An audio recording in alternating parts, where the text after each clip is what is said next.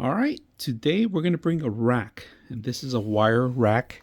It has about 5 tier, and we don't have a lot of space where we're going to put this, but we're going to set it up and see how it looks. So I like that they give you the wrench option to put wheels or keep as it is.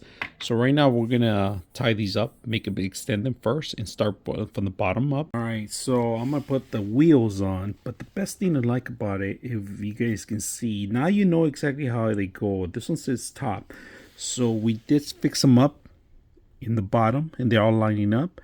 And then we're gonna probably stretch it out where we're gonna do on the next level. We did establish a first level, and like I said, the brakes are gonna be on one end. Two on, and we're gonna make this one a little bit higher. All right, here it is, guys. It's over 6 feet tall, 5 layers, 1, 2, 3, 4, 5. So I made a lot of space in the middle one because this is where I'm gonna put larger boxes, but you could adjust them however you want. We're gonna go ahead and load it up, let you guys see how it looks. Let's take a look at the actual rack here. It's over 6 feet, all right, and it's carrying a lot of weight.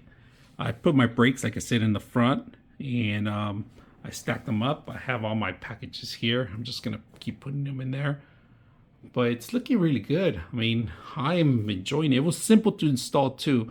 It took me about maybe 15 minutes, and then 15-20 minutes to be honest with you, but it was very simple to put together and well made. I like it. The only thing is, like, I wanted to get a little bit bigger, but the next one will be there.